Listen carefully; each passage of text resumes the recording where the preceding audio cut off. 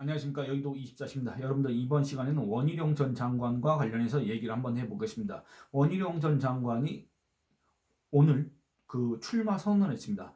국내임 전당대회에 출마하겠다 이걸 밝혔는데 제가 이거와 관련해서 기사를 쓰려고 이 출마 선언문을 봤습니다. 저 원희룡 전 장관 같은 경우는 생중계로 보지 않았습니다. 그래서 후에 출마 선언문을 이제 보고 그걸 갖다가 이제 요약을 하려고 했더니 요약할 게 없는 겁니다, 여러분들. 요약할 게 없습니다. 왜냐면 그 분량이 너무나도 짧습니다. 그리고 심지어는 내용도 별로 없습니다.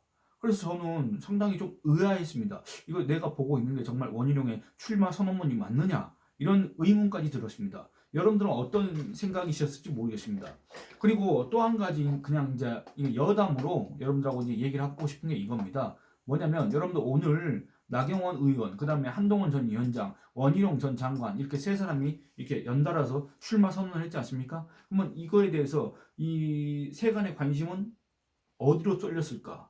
뭐 당연하게도 여러분들이 이제 기대하시는 것처럼 또는 예상하시는 것처럼 한동훈 전 위원장한테 아마 상대적으로 좀 높은 관심을 보이지 않았을까 이렇게 생각하실 겁니다. 그건 맞는데 과연 그 수준은 어느 정도 차이가 날까 이런 것들에 대해서 한번 비교를 한번 해보고 싶었습니다. 근데 예를 들어서 우리가 요즘은 이제 TV 생중계도 뭐 보려면 보겠지만은 그것보다도 유튜브 손쉽게 이런 유튜브로 우리가 이런 생중계 영상을 시청을 하지 않습니까? 그런 점에서 이 유튜브에서 과연 반응은 어땠는가 그걸 한번 살펴보도록 하겠습니다. 이거는 순전히 그냥 여담입니다. 왜냐면 원희룡 전 장관이 너무 짧게 얘기를 해가고 내용도 없어가지고 제가 기본적으로 이거 여러분들하고 얘기를 하려면 뭐 못해도 이거 뭐 이게 시간 제한이 뭐 한도가 있는 건 아니지만 못해도 한 5분에서 10분 정도는 얘기를 해야 될 거 아니겠습니까? 근데 얘기할 게 없어서 여담으로 이걸 한번 여러분들하고 얘기를 해보려고 합니다. 즉흥적으로 하는 겁니다. 나경원 출마 선언이라고 쳐봤습니다. 아마 가장 상단에 뜨는 것들이 대표적인 영상이고 조회수가 가장 많이 나온 영상일 겁니다. 상단에 뜨는 게 MBC 뉴스 채널의 조회수가 2만 9천회, 그리고 JTBC 15,000회 이렇게 돼 있습니다. 예, 그게 높은 수준입니다. 그 YTN 같은 경우에는 7천회, 조회수가 7천회로 되어 있습니다. 그러면 한동훈 출마 선언을 한번 바꿔보겠습니다. 한동훈 출마 선언 같은 경우는 SBS 뉴스가 5만 6천회, 그리고 JTBC가 3만 7천회, 그리고 MBC 뉴스가 9만 9천회 이런 식으로 되어 있습니다. 또 YTN 같은 경우는 17만회. 그러니까 여러분들 이게 이 수치가 비교가 안 되지 않습니까? 비교 불가이지 않습니까? 그러면 이제 마지막 남은 사람 원희룡 전 장관의 출마 선언 살펴보겠습니다. JTBC 2만 4천회, 그리고 원희룡 TV가 있습니다. 원희룡 TV 18,000회. 그렇습니다. 그러니까 이것만 봐도 지금 상대적인 관심도 이런 것들이 누가 더 높은가 여러분들이 아마 짐작을 하실 수가 있을 겁니다. 물론 이 유튜브 조회수가 뭐 그렇게 또 객관적이고 절대적인 지표가 아니기 때문에 그냥 여담으로 해봤는데 뭐 다시 원희룡 전 장관의 출마 선언문 분석으로 다시 넘어가 보도록 하겠습니다. 이건 여러분들 그냥 한 줄 한 줄 다 읽으면서 그냥 여러분들하고 얘기를 하고 싶습니다. 왜냐하면 내용이 그만큼 없기 때문에 그렇습니다.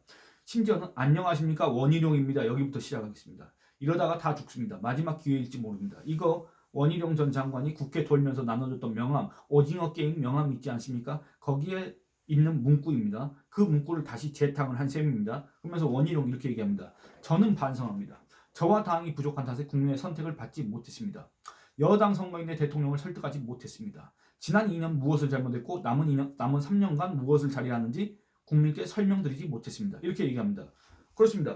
여러분들 지난 선거, 지난 총선을 앞두고 이 용산발 악재들이 얼마나 많았습니까? 근데 이게 정말 국민들 상식, 한동훈 전 위원장 표현에 따르면 국민 눈높이에서는 정말 이해되지 않는 비상식적인 행동들이다. 이렇게밖에 얘기할 수가 없습니다. 왜냐하면 여러분들 지금 지나온 2년 동안에 윤석열 정권이, 윤석열 대통령이 가장 큰 걸림돌이 뭐였습니까? 국회 의석이 적다. 저기 뭐야 국회에서 소수당이다 집권 여당이. 그렇기 때문에 이 입법부의 지원이 없기 때문에 국회의 지원이 없기 때문에 뭔가 이렇게 의지를 갖고 국정을 운영하려고 해도 새로운 정책들을 하려고 해도 개혁을 하려고 해도 국회에서 계속 번번이 가로막혀서 뭘 할래야 할 수가 없다. 그렇기 때문에 이번 총선에서는 이번 윤석열 정부한테 힘을 실어주기 위해서 국민의힘한테 의석을 줘야 된다라고 늘상 주장해 왔지 않습니까? 근데 정작 이번 총선을 앞두고서는 그 누가 봐도 국민의힘의 악재인 그런 행동들을, 그런 조치들을, 그런 정책들을, 그런 발언들을 대통령을 비롯한 대통령실 관계자들이 공개적으로 하지 않았습니까? 도대체 그 무슨 이유 때문일까? 뭔 속셈이었을까? 무슨 계산 때문에 그랬을까? 아니 그러니까 어떤 계산 과정을 거쳐서 이렇게 하면 우리가 이길 수 있다라고 생각을 했을까? 이런 의문이 들지 않습니까? 그런데 원희룡 같은 경우에 그 누구가 됐다고 하더라도 이런 거에 대해서 그 누구도 얘기를 하지 못했지 않습니까? 제1차, 2차 유난 갈등 이럴 때도 그 누가 거기에 대해서 대통령이 이런저런 잘못했기 때문에 대통령이 이렇게 하면 안 된다라고 얘기한 사람이 있습니까? 공개적으로는 총선 국면이기 때문에 그렇게 했다가는 정말 갈등이 폭발할 수가 있기 때문에 공개적으로는 못했다고 하더라도 그러면은 이렇게 뒤로도 또는 비공개로 혹은 사적으로 만나서 그런 얘기를 분명히 전달할 수 있는 사람이 있었을 텐데 그런 얘기를 한 사람이 과연 있었을까? 여러분들 별로 없었을 거라고 생각되지 않습니까? 그리고 이 원희룡 전 장관 같은 경우에 물론 자기가 반성한다고 했지만 이게 반성으로 그칠 일입니까? 왜냐? 자기는 대통령과 신뢰가 있다고 얘기를 합니다. 이 출마 선언문에서. 근데 그렇게 신뢰가 있는 사람이 대통령이 총선을 앞두고 그렇게 하고 있는데 그 왜 대통령을 설득 못합니까? 의지가 없었습니까? 용기가 없었습니까? 근데 총선 때는 의지가 없고 용기가 없었는데 지금 와서는 그 의지와 용기가 갑자기 불현듯 생겼습니까? 그래서 앞으로는 이 대통령을 설득할 수 있다고 지금 자부하는 겁니까? 이게 과연 우리 유권자들한테, 우리 국민들한테 또는 국민 지지층한테 어떻게 설득력이 있을까? 그들의 공감을 과연 얻을 수 있을까? 여러분들 이거에 대해서 또 의문이 제기될 수밖에 없지 않습니까?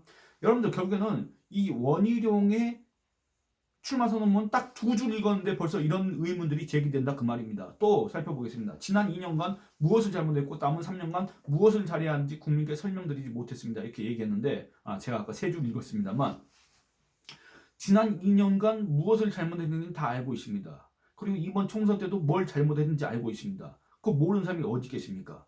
그런데 모르는 사람들이 있는 것 같습니다. 제가 앞선 영상에서 말씀드린 것처럼 이 국민의힘에 소속되어 있는 인사들 또는 이 윤석열 정권에 있는 인사들은 지난 2년간 뭘 잘못했고 총선 때 뭘 잘못했고 지금도 뭘 잘못하고 있는지 잘 모르는 것 같다. 대체 우리가 뭘 잘못했냐? 한동훈이 잘못했지. 한동훈이 총선을 잘못 이끌어서 한동훈이 미숙해서 한동훈이 정치 초보이기 때문에 한동훈이 셀카 놀이에 빠져서 한동훈이 대권 노름에 빠져서 총선을 망쳤다.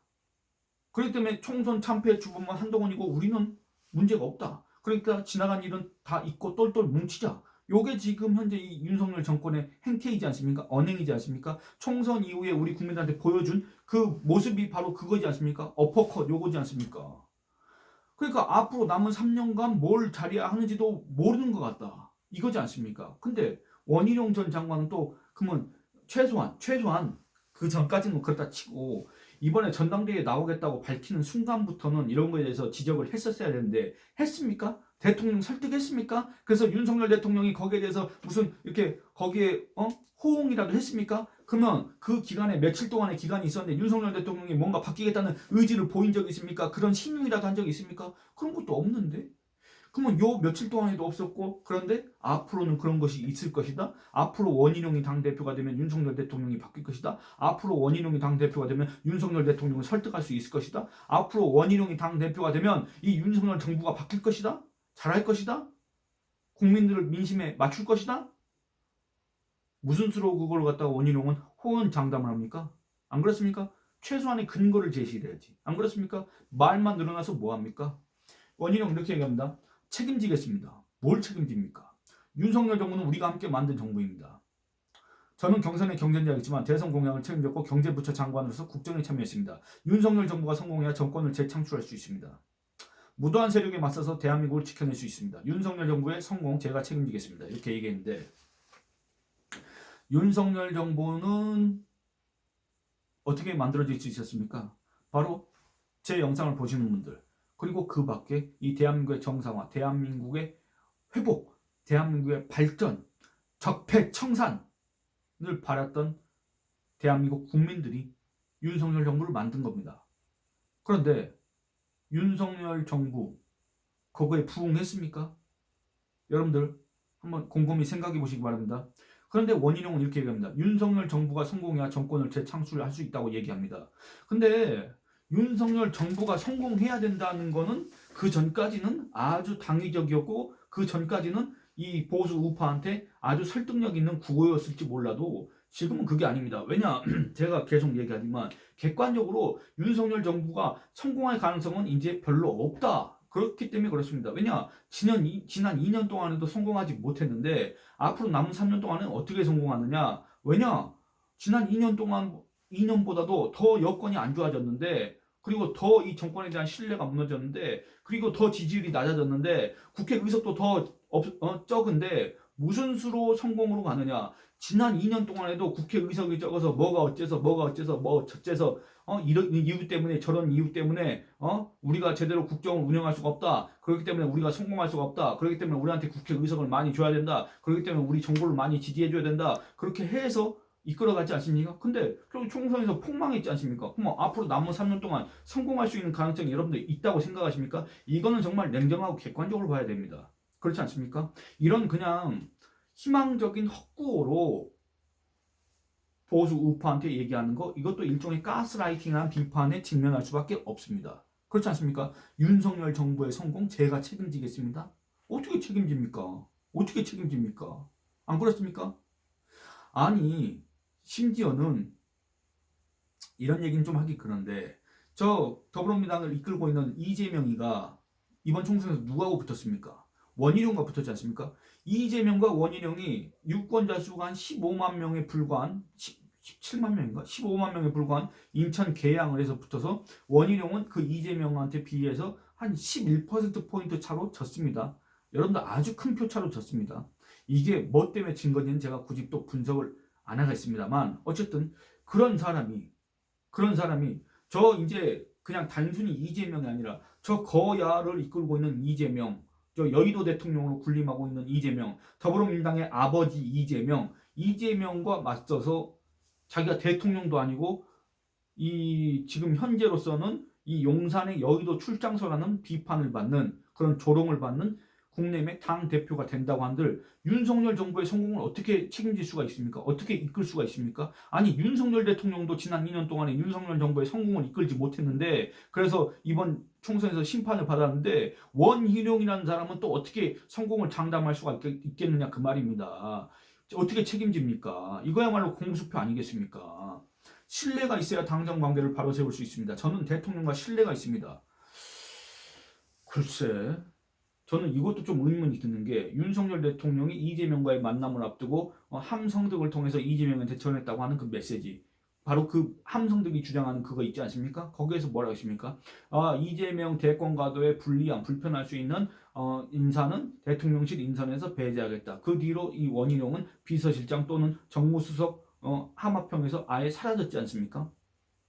여러분들 이런 관계를 우리가 신뢰가 있다고 얘기할 수가 있겠습니까? 이 함성득의 주장이 맞다고 한다면 대통령실이 거기에 대해서도 유효한 반박을 아직까지도 못하고 있는데 이게 사실이라고 한다면 여러분들 윤석열 대통령과 원희룡 사이에는 신뢰가 있다고 우리가 얘기할 수가 있겠습니까? 글쎄 그 신뢰의 뜻이 과연 뭔지는 잘 모르겠습니다만 객관적인 정황으로 봤을 때는 신뢰가 있다고 보기는 어려울 것 같은데 그렇지 않습니까? 당신과 민심을 대통령께 가감없이 전달하겠습니다. 여러분들 솔직히 좀 그렇습니다. 이 국민의힘에 대통령한테 이 당심과 민심을 가감없이 그동안에 전달을 못했다? 뭐 그럴 수 있습니다. 그럴 수 있는데 대통령실은 눈과 귀가 없습니까? 심지어 윤석열 대통령은 자기가 대선 공약으로 민정수석 그거 안 둔다 폐지하겠다 얘기했지 않습니까? 근데 돌연 갑자기 민심 정보를 자기가 청취하겠다. 그래갖고 그걸 강화하겠다 해서 갑자기 민정수석을 임명했지 않습니까? 그럼 뭐 대통령실에도 민정수석이 있고 과연 민정수석이 그런 일을 하는지 모르겠습니다만 그다음에 심지어 대통령도 그 여론 청취하는 창구가 여러 개가 있을 겁니다. 그러면 뭐 민심을 모르겠습니까? 그런 생각이 든다 그 말입니다. 민심을 전달 안 해서 대통령이 민심을 정말 몰라서 그런 겁니까? 문제의 원인이 그겁니까?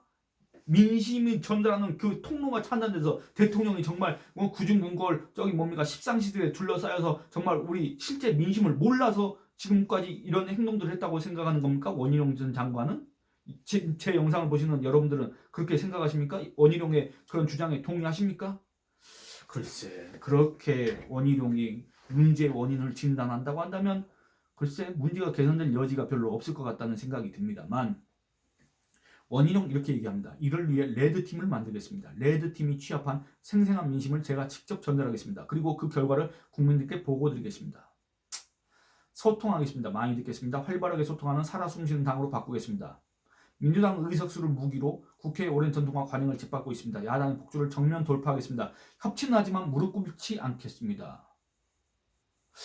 아니 이것도 좀 의문이 있는 게 아까 말씀드렸던 윤석열 대통령이 이재명을 만나기 전에 함성득을 통해서 전했다고 하는 그 메시지에 따르면 사실상의 협치를 하자고 하면서 사실상으로는 윤석열 대통령이 그 여의도 대통령 이재명한테 굴복한 거 아니냐는 그런 인상을 강하게 풍기는 그런 내용들이었지 않습니까? 대통령의 고유 권한인 인사권마저 거의 포기하는 듯한 그런 내용들이 담겨 있었지 않습니까? 그리고 대한민국의 보수 우파가 그렇게 바라는 보수 정권 재창출 보수가 아니라고 하더라도 어쨌든 정권 재창출 이런 거에 대해서도 윤석열 대통령이 거의 포기하는 듯한 그런 발언을 했다고 할 수도 있지 않습니까? 뭐냐? 이재명의 대권 과도에 불리한 불편할 수 있는 저기 인사를 갖다 대통령실 인선에 배제하겠다라고 하는 거는 정권 재창출에 관심이 없고 나는 그런 의지도 없다는 거를 갖다가 이재명한테 그것도 밝힌 거 아니냐 이런 비판을 들을 수 있지 않습니까? 그게 사실이라고 한다면 함성득의 주장이 사실이라고 한다면 그렇지 않습니까? 그런데 무릎 꿇지 않겠다. 함성득의 주장이 사실이라고 한다면 심지어 윤석열 대통령조차도 이미 이재명한테 굴복했다는 느낌이 강하게 드는데 무슨 수로 저기 원희룡이 당 대표가 된다는데 거기에 무릎 꿇지 않을 수가 있겠습니까? 아니 108석을 가지고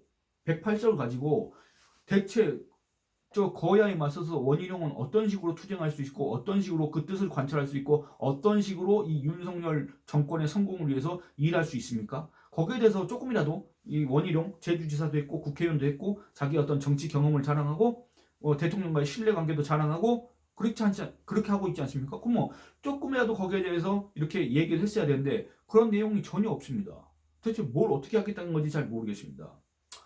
원팀이 되어야 됩니다. 여러분들 이런 얘기를 합니다. 원팀 참 좋은 얘기입니다. 그런데 지금 윤석열 정부와 윤석열 대통령과 국내미 원팀이 아니었기 때문에 이번 총선에서 폭망했습니까? 오히려 원팀이었고 심지어는 원팀인데 같은 팀의 동료로서 인정해준 게 아니라 윤석열 대통령 또는 대통령실이 이 국내힘을 자기들의 어떤 부속기구 산하 기관쯤으로 여겼기 때문에 선거를 앞두고 있는데 당 대표격인 비상대책위원장한테 사퇴하라고 이렇게 얘기할 수 있는 거 아닙니까? 그것도 그러니까 이런 것들을 보면 글쎄 그 전에 과연 원팀이었는가? 그리고 지금 원팀이 된다고 해서 과연 성공할 수 있겠는가? 지금 원팀이 된다고 해서 무슨 의미가 있겠는가? 그런 생각이 든다 그 말입니다. 108석으로는 다 똘똘 뭉쳐져 버겁습니다. 우리는 모두 동지입니다. 이런 얘기를 하는데 여러분들 동지라고 했습니다. 동지를 한번 살펴보겠습니다. 동지가 뭐냐? 뜻을 같이 한다는 건데 동지라고 하니까 그 겨울 그 24절기에 그 동지가 나옵니다. 동지, 어떠한 뜻을 같이 하는 사람을 일컫는 말 이렇게 나와 있습니다. 그럼 원희룡의 주장에 따르면 우리는 모두 동지다? 우리는 뭡니까?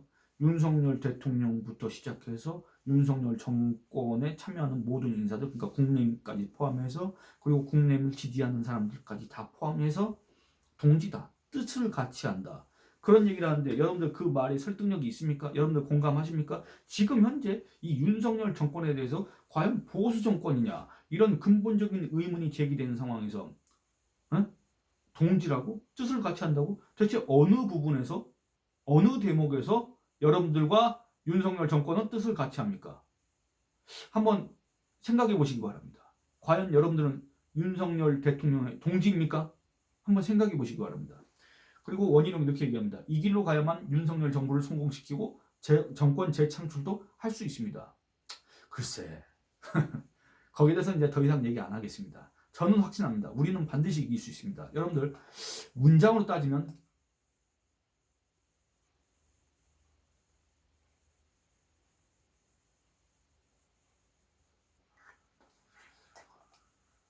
대략 한 25개 문장 정도로 구성됐습니다. 여러분들 이게 원희룡 전 장관이 전당대회에 나오겠다고 국민의힘의 차기 당권을 쥐겠다고 하면서 첫 일성으로 밝힌 내용입니다. 근데 저는 이게 너무나도 어처구니가 없습니다. 왜냐하면 혹시나 해서 원희룡 전 장관이 이번에 22대 총선에 앞서서 인천 계양을에 출마하겠다고 했을 때 그 기자회견, 그 출마 선언문 그 내용을 제가 살펴봤습니다. 그때 당시 영상을 보니까 출마 선언문을 읊어대는 그 내용, 그 분량이 대략 한 17분, 18분 정도 되고 그 뒤에 질의응답 시간이 또 따로 있었습니다. 그러니까 이 출마 선언문 읽는 시간만 17분이었습니다. 그런데 오늘 이 원희룡 전 장관의 출마 선언문 이거 읽는 시간은 불과 3분에서 4분 정도밖에 되지 않았습니다. 그럼 뭔 말입니까? 여러분들 인천 계양을이라는 그 지역 유권자한테 얘기할 때는 17분 동안 얘기를 했는데 지금 오히려 이 집권 여당의 당 대표가 되겠다. 그리고 이 집권 여당을 이렇게 바꾸겠다. 그리고 이 대통령한테 이렇게 얘기를 하겠다. 한마디로 이 국정 운영에 이렇게 관여를 하겠다. 관여? 조언을 하겠다. 참여를 하겠다. 협력을 하겠다. 그 다음에 이 보수 정권을 재창출하겠다. 윤석열 정부를 성공시키겠다. 아주 이 중대한 발언들을 계속 했는데 그런 것들에 대해서 할애한 시간이 겨우 불과 3분 내지 4분밖에 되지 않는다. 여러분들 이게 최소한의 신경을 썼는지, 최소한의 정성을 들였는지, 최소한의 이 출마 선언문을 쓴데 이게 노력을 했을까? 여러분들 그게 공감하십니까? 의문이 들지 않습니까? 대체 이런 것들을 보면 최소한의 이 내용, 이 분량을 보면 원희룡은 왜 이번에 국민의힘의 당대표에 나가려고 하는 것인가? 대체 뭐 때문에 그럴까? 그런 것들이 전혀 보이지 않지 않습니까? 원희룡의 진정성, 원희룡의 의지, 원희룡의 차기 이 국민의힘 당권을 쥔 다음에 어떻게 해야 될지 그 개혁 구상, 보수정권 재창출에 대한 원희룡만의 계획 이런 것들을 우리가 읽을 수가 없지 않습니까? 그러면 결론은 간단합니다. 왜 원희룡은 나왔는가? 그리고 왜 원희룡은 나와서 한다는 얘기가 결국에는 원팀이 돼야 된다. 윤석열 정부를 성공시켜야 된다. 이런 얘기를 하고 앉아 있는가? 거기에 대해서 별로 설득력이 없다. 이런 지적을 하고 싶습니다. 여러분들 이 원희룡 출마 선언문 정말 분량이 얼마 안 됩니다만 그걸 놓고 얘기하다 보니까 거의 20분이 넘었습니다만 여러분들 이 원희룡의 출마 선언문 아주 간단하고 제가 전문은 다 읽어드린 겁니다. 여기에 대한 여러분들의 평가를 댓글로 부탁드리겠습니다. 이 영상은 이만 마치도록 하겠습니다. 감사합니다.